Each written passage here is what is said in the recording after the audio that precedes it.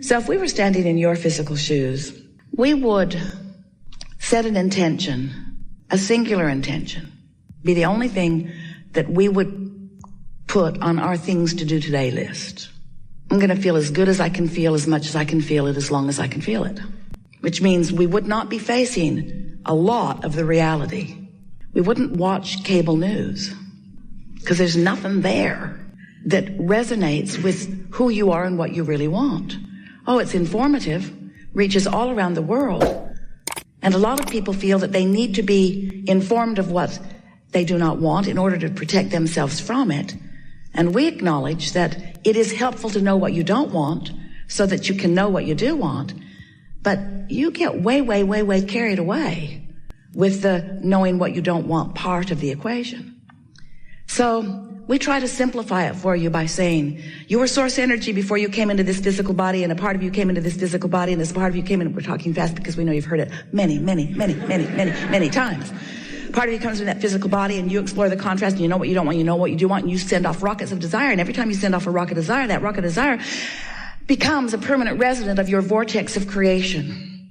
And the source within you becomes vibrationally aligned with that new leading edge desire that you have ferreted out from the contrast that you have so decidedly chosen to live when you made the decision to come into this physical body.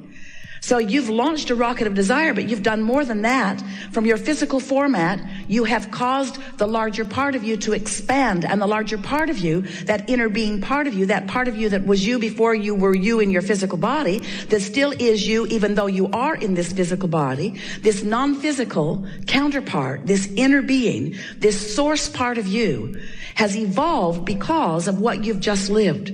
And as that part of you has evolved because of what you've just lived, now you have a choice of whether to keep up with that evolution or not. And that's what your emotions are. The better you keep up with the expansion that you have carved out of this life experience, the better you feel. But if you launch rockets of expansion and the source within you becomes the equivalent of that expansion that you've asked for, and you stay focused upon the problem that caused you to launch the rocket, then there's a vibrational gap between you and you that you feel in the form of emotion. But that's okay, because that's step one. You knew that that was essential. You knew that it was necessary to know what you don't want in order to know what you do want. And you also knew that it was logical for you to be more of a vibrational match to what is than to what is coming next, because what is has a lot of your attention. Have you noticed? Because you can see what is, and you can hear what is, and you can smell what is, and you can taste what is, and you can feel what is. It's so real. It's why you want to call it reality. This is real. We say, yes, but it's temporary, and it's the bouncing off place from where you are. So if you sift through the real reality of what you're living, and you look for the best parts of it, and you hold the best parts of it as your object of attention, so that the vibration that you are offering chronically is about that, then your point of attraction allows you to receive more and more and more and more and more of those things that you have been asking for. So for a while, we've been telling you about step 1, step 2, step 3. Step 1 is you sift through contrast and you ask. And step 2 is, since you've launched that rocket of desire, source has become the equivalent of it. In other words, when you ask, it happens immediately, what you ask for. But step 3 is, you have to find a way of not just for a moment, not just for a flash, not just in an odd moment of influence by someone else, but you have to find steady, chronic resonance with what you're asking for. In other words, you can't want more money and feel resonance with lack of money and get more money. You got to feel resonance with more money. And our physical friends say, well, thanks a lot. Give me some money and I'll resonate. We say, we know you want the reality first and the resonance later, but that's not the way it works. And often you say, well, I don't know for sure that that's true, Abraham, because I don't think I was being that deliberate about a lot of things in my life. And yet well-being pretty much surrounds me on lots of subjects. And we say that is because the well-being is the dominant part of that which you are about. It's natural for well-being to follow you. You had a lot of well-being resonance going before you even made your entrance into this physical body. That carries you, it does. But when you become deliberate about your vibration, when you deliberately offer your thoughts because you care about that resonance, now you're really cooking. Now you are a deliberate creator. Now you have so much control about what happens around you. And now, and only now, does life begin to really be pleasurable for you, because it takes all of the mystery out of it. It takes all of the chance and luck stuff away. It makes you understand that you can find a position after you've sorted through life, and you can deliberately hold to that vibrational position, and law of attraction will support that position with manifestational, actualized, see it, hear it, smell it, taste it, touch it, evidence. So we like it that you want to be the deliberate creator of your experience, because whether you know it or not, you are the creator of your experience. And a lot of people are doing a lot of that creation by default. They're just offering vibrations all over the place, and law of attraction is responding to it, and they like some of it and they don't like some of it. But the point is, they talk about all of it. So as you're talking about wanted, that's good. But as you're talking about not wanted, not so good, because all of it practices a vibration. And sometimes without even meaning to, you practice a vibration that causes that step 3 part, that allowing part, not to happen. Oh, you want it. You want it so much. You want it so much, and Source has delivered it so fully. But you're not seeing it. You're not realizing it. It's not evidential to you yet because you're vibrationally off signal. Esther and those back at the office in San Antonio had a really wonderful experience in the last couple of months, because there's a beautiful water feature there. It's man-made. The well pumps the water up to the headwaters, and then it flows down a beautiful stream with some falls and trickles into a big pond down at the bottom. And there's a filter that filters it and keeps the water clear and keeps the fish in the pond happy. But it wasn't filtering, and the pond was not clear, and the fish weren't happy. Something was wrong. And so the pool people came out, and they just assumed that there was something wrong with the filter, so they put a bigger, stronger one in, but it just worked harder and harder, and the pond was still not clearing. The pressure was building in this tank, way more than it should have been. Esther went into the pump house and didn't want to stay because it felt to her that that pump was about to blow up, and she didn't want to be in there with it when it did. She could just feel the strain in its efforting to get the job done, but there was something that was keeping it from doing its job. So then it was discovered that the pond pulls water from the bottom, comes through pipes into the filter. Filter was calling it in. Filter was filtering it and trying to put it back into the pond through some other pipes, but those pipes were completely clogged. Caliche had built up in them, very hard Texas soil. It becomes almost concrete-like. And so several men for several days with several different tools tried to clear out those pipes, chisel away, put the plumber's snake in them. It was obvious that that was not going to happen.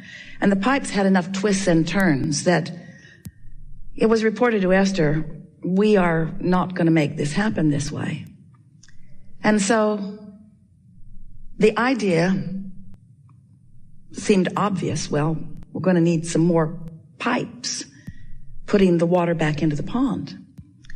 And so they laid them on top of the ground. No point in burying them until you know your theory is correct, right? So they put the pipes on top of the ground, and now the pressure tank is happy. The filter. Oh, what a sigh of relief it breathes as the water is now flowing back easily into the pond. Seems very simple, doesn't it? Water out, clean it up, put it back. Step 1, step 2, step 3. And so we are suggesting to you that you give up on trying to clean out your pipes, because there's a lot of gunk in there.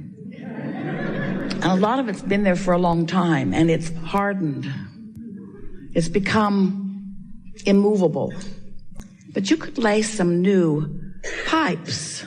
You could lay new plumbing. You could put new inlets. You could much more easily just establish some new ideas about some new things.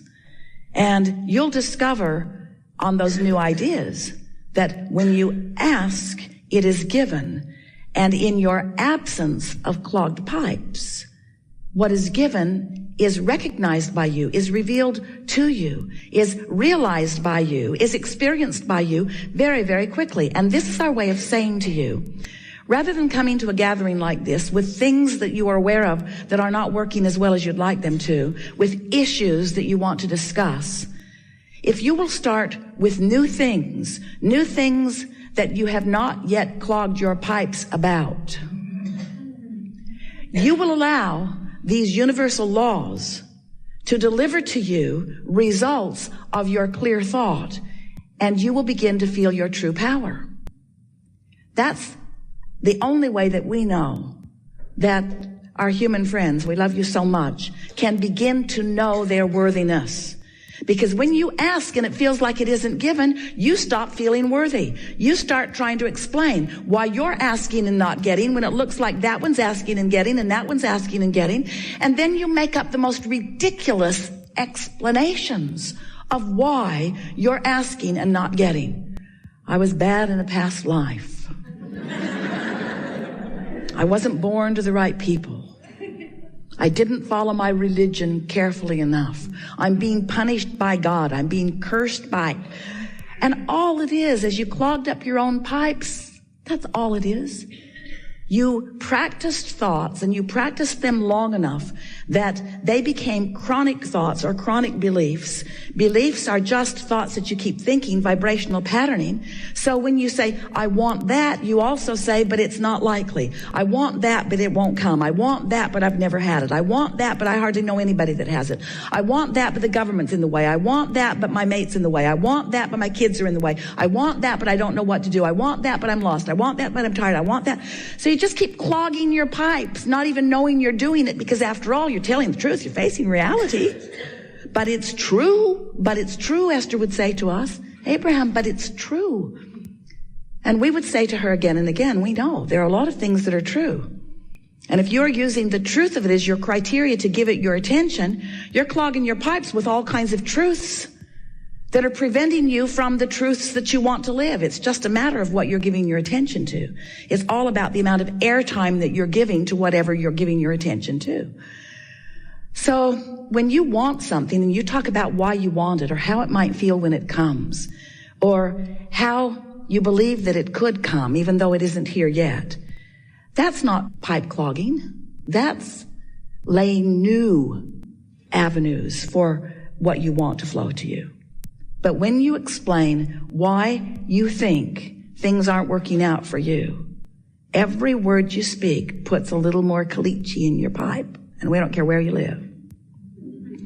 Puts a little bit more of that obstacle in your way. So we like that analogy. Like all analogies, there is no perfect analogy. But we want you to realize that you are the creator of your own reality and that you get to choose what you're giving your attention to. And the more choices you make that feel good when you make them, the clearer your flow. And the more easy it is for you to be in the vibrational place to feel the inspiration so that what you want can begin to flow into your experience. You know how it works? That you ask and it becomes a vibrational reality first. Our physical friends say, well, that's not very exciting to me. I don't want a vibrational reality. I want a real reality. I want one that I can experience with my physical senses and that others can observe as they look at me. And we say, well, then what you've got to do is figure out what you're doing with your point of attraction, because you put it into the vortex and the vortex has been gathering all of the cooperative components for everything that you want and is delivering it back to you.